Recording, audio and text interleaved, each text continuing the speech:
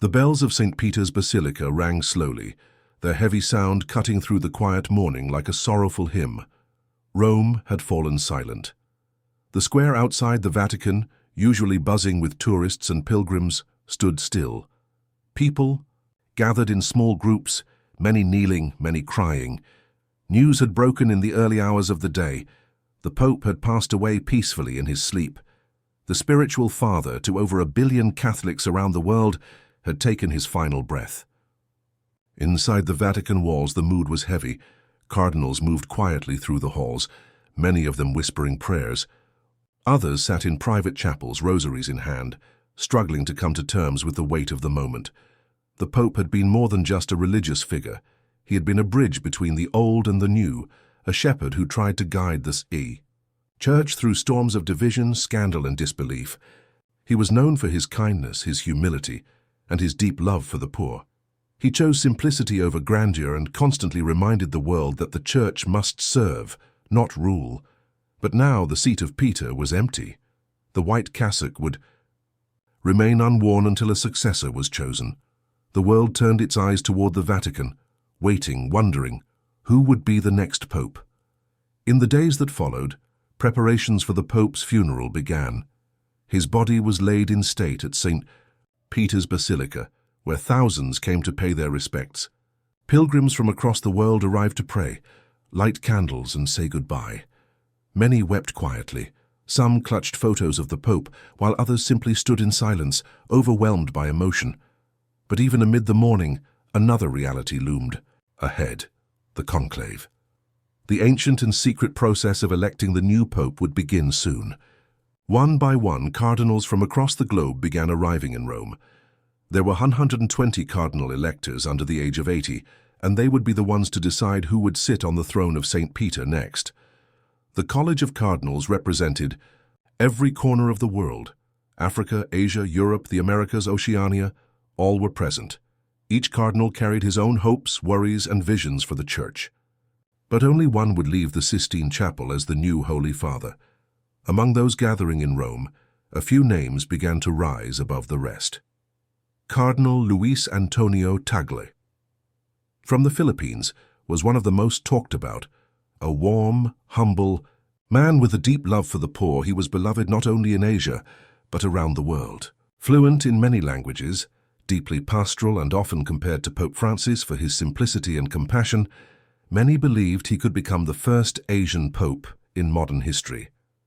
Then there was Cardinal Matteo Zuppi, the Archbishop of Bologna. An Italian, Zuppi was known for his work in peace negotiations and his deep commitment to social justice. Some saw him as the bridge between the Church's progressive and traditional wings. Calm, deeply intelligent and close to the people, Zuppi's name was whispered often in the halls of the Vatican. Others believed it was time for an African pope. Cardinal Peter Turkson of Ghana had long been a strong voice on issues like climate change, economic justice, and peace. Charismatic and respected, Turkson brought both theological depth and moral courage. If chosen, he would be the first black pope in centuries, a powerful sign of the Church's universal embrace. On the other hand, Cardinal Pietro Parolin, the Vatican Secretary of State, was seen as a natural leader. A skilled diplomat, Parolin knew the inner workings of the Vatican better than most. With his calm demeanor, deep loyalty to the Church, and years of experience, many saw him as the safe choice. A man who could maintain order and continuity. Another possibility was Cardinal Peter Erdo from Hungary. A scholar and canon law expert, Erdo was seen as a strong conservative voice. In times of confusion and division, some cardinals might feel the Church needed a strong hand and firm doctrine to guide it forward. Erdo, with his serious demeanor and intellectual strength, appealed to that vision. As the cardinals entered, their general congregations, pre-conclave meetings where they discussed the needs of the Church, two questions were on everyone's mind. What does the Church need now? And who has the heart, wisdom, and strength to answer that call? Outside the Vatican, the world speculated. Newspapers, blogs, and TV anchors debated the frontrunners. In the Philippines, people prayed day and night for Cardinal Tagle, lighting candles and singing hymns. In Ghana, entire communities fasted for Cardinal Turkson. In Italy, Catholics spoke with pride about Zuppi and Parolin. The Church had become a global family in mourning and in hope. Inside the Sistine Chapel, the conclave began. The cardinals took their solemn oath, swearing before God to keep the proceedings secret. No phones, no cameras, just prayer, discussion, and the whispers of the Holy Spirit. The ancient doors were closed. "Extra omnes," the voice called. Everyone else out. The first votes were cast. Black smoke rose from the chimney above the chapel. No pope yet. The crowd outside watched the sky, holding their breath. Another vote. More black smoke. Tension grew. Inside, the debates deepened. Some cardinals argued for a pope who could speak to the youth, who were leaving the church in growing numbers. Others wanted a pope who could unite tradition with modern life. Still others felt the church needed a prophet, someone who would speak boldly against war, poverty, and injustice. As the days passed, the ballots began to reveal a pattern. A few names kept rising. One of them was Cardinal Tagle, another was Cardinal Zuppi, still another was Parolin. No clear winner yet, but the Holy Spirit seemed to be moving hearts. On the fourth day, something shifted. The vote count leaned heavily toward one name. A quiet buzz filled the chapel. The cardinal who had received the votes sat still, his head bowed. The question was asked in Latin, as it always is. "Do you accept your canonical election as Supreme Pontiff?" The cardinal nodded slowly, tears in his eyes. "Accepto," he said. "I accept." White smoke poured from the chimney.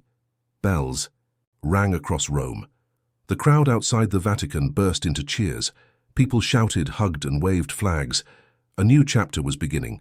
The name of the new pope was announced. Pope Francis II. The choice of name sent chills down many spines. It was a sign, clear and loud, that the vision of Pope Francis would live on. Simplicity, mercy, humility, and love would still be at the heart of the Church. When the new pope stepped onto the balcony, the square fell silent. He looked young, humble, almost nervous, but when he raised his hand to give his first blessing, his voice was steady. "Dear brothers and sisters," he said, "I stand before you as your servant, not your ruler. Let us walk together, as one people, one faith, one heart. The journey is long, but love will lead us." Across the world, people watched with tears in their eyes. In poor villages in Africa, in busy cities in South America, in quiet chapels in Europe and Asia, people prayed for their new pope. Some were filled with hope, others had questions, but everyone knew this was a moment of deep importance. In the Vatican, preparations began for the installation mass. Bishops, leaders, and faithful from every continent began arriving. The new pope met quietly with victims of abuse, with refugees, with the sick. He kissed their hands and listened to their pain. He also met with the cardinals who had not voted for him, embracing them and saying, "We are brothers first, always." He invited unity, not division. Mercy, not fear. Hope, not despair. And so, a new era began. The Church, still wounded from scandals, still facing modern storms, now had a shepherd willing to walk into the wind, a man who carried the weight of history, but also the light of Christ. The world watched as Pope Francis II knelt in prayer at the tomb of St. Peter. Alone in the quiet of that sacred place, he whispered a simple prayer, "Lord, guide me, I am yours." What happens next, no one knows. But one thing is certain, the Church, though shaken, still stands. And as the bells of St. Peter's rang once more, this time not in sorrow but in joy, the world knew a new chapter had begun.